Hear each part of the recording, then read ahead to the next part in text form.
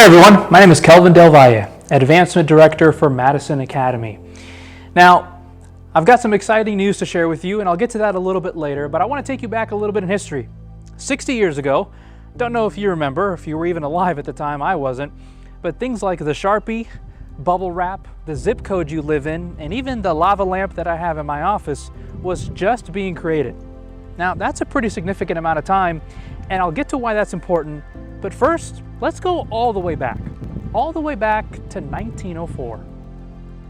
In order to evangelize the South, E.A. Sutherland, Percy T. McGann, and Ellen White boarded Edson White's river steamer. They boarded the boat near Nashville on the Cumberland River that surrounds our campus. And as they were headed down the river, their boat broke down. There was some time in between while they were getting some repairs. The boat actually called the Morning Star. Maybe you've heard that before. In the waiting period between getting repairs, they stumbled upon this piece of property, 415 acres of farmland. Ellen White told the rest of the founders that were with her that day that this is the place where God wanted to build a church, a school, and a sanitarium. And she used the words, "This is God's beautiful farm."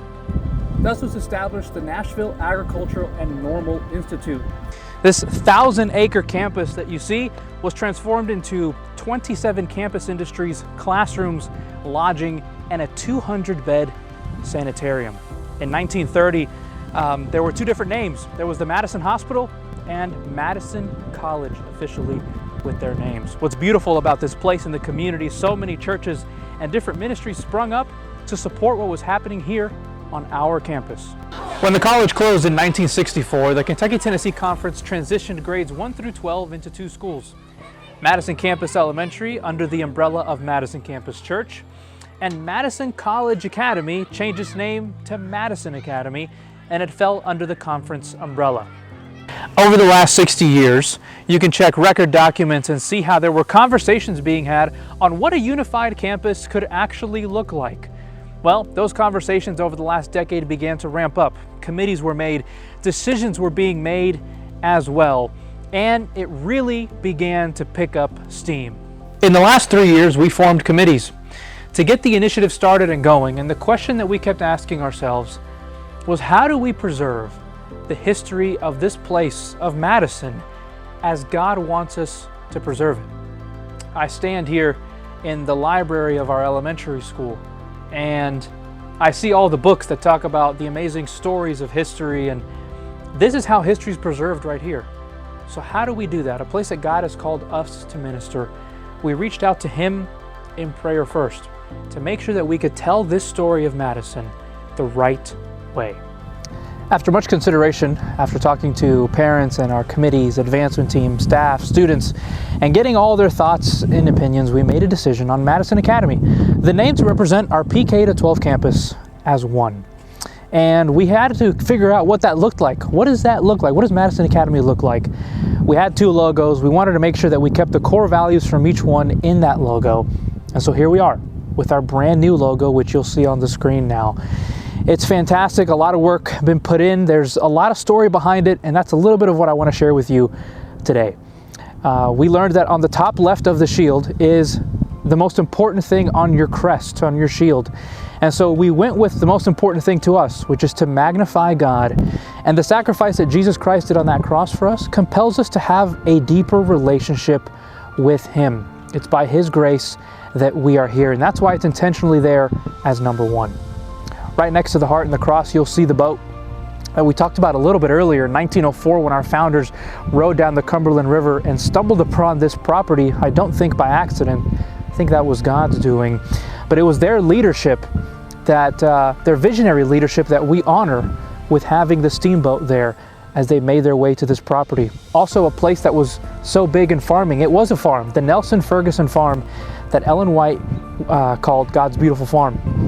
It's an important logo and part of why we are who we are. The 3 stars that are on the ship also represent the Holy Trinity that we believe in and the 3 regions of our state of Tennessee. Next to that, in the bottom left corner, you'll see the book and a logo inside of that. Empowering scholars is just what we do here at Madison. We empower them to excel academically and to fulfill our calling as part of the Seventh-day Adventist Church's education ministry. The leaves, the little logo that you see on the inside, is actually signifying the agriculture that was here before our founders got here, and even during it, while there was a self-supporting school as well. This mandate comes from us from Genesis 2:15, where God tells Adam to tend and watch over the garden. We want to do the same thing with the land that we believe that God has given us here. The sword, on the bottom right, you'll see part of our logo as well to kind of close it out. Madison Academy, I believe, exists to cultivate disciples who are inspired to serve others. Jesus gave us this command in Matthew 20:28 to serve others, that he came to serve. And that's one of the things that we want to do. The sword symbolizes the confidence and courage to fulfill this duty as knights in the Lord's army. Because of the tireless efforts of staff, boards, teachers, students, parents involved in the process, it's my incredible honor and privilege to say that we're back together. After 60 years, we are one school, Madison Academy. It's so incredible to be part of a process like this because of the history that it is, kind of rewriting a little bit of history, which is pretty cool. I graduated from here, sat in these chairs in the class of 2015, and there's nothing like Madison. It's got this special thing that made me fall in love with it when I was here as a student. Now, you might be saying, well, how am I supposed to know this? Well, there's many ways for you to get involved with what's going on here at Madison, and I would say it's time for all of us to get on board. The great things that are happening in Madison are on the way, and this is just the first step. This year we coined the phrase, "We are Madison." And I would add something to that. I would say we are Madison, and we're just getting started.